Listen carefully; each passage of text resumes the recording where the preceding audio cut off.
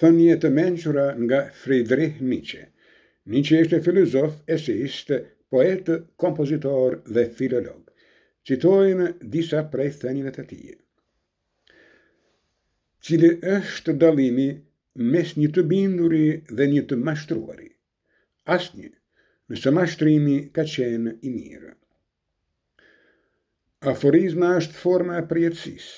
Ambicia ime është të them në 10 fjali atë që të tjerët nuk mund të thonë në një libër. Ateizmi lidhet ngushtë me një lloj pafajësie të dytë. Filozofi dallohet prej shmangës së tij nga 3 gjëra verbuese e zhurmuese: lavdia, pushteti dhe gratë. Kur dashuria dhe urrejtja nuk marrin pjesë në lojë, loja e femrës bëhet mediokre.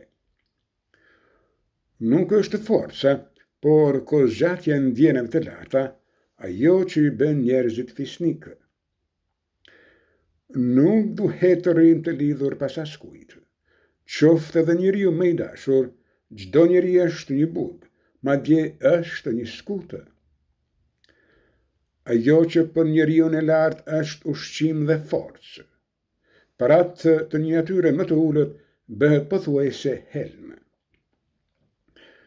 Nëse doni të ngjiteni lart, përdorni këmbët tuaja, mos lejoni që t'ju ngrejnë të tjerët, mos hipni mbi shpinën e mbi qafë të askujt. I rrem është çdo mendim që nuk ngjis të paktën një të qeshur. Jeta është një burim kënaqësie, por për atë që dëgjon stomakun e sëmur, atin e trishtimit, çdo burim është i helmuar. Asaj që po bie i duhet dhënë edhe një shtyrje. Njerëzit nuk janë të barabartë, kështu flet drejtësia. Qyse ekzistojnë, njerëzit kanë shijuar gjithmonë farapak. Vetëm ky është mëkati ynë origjinal.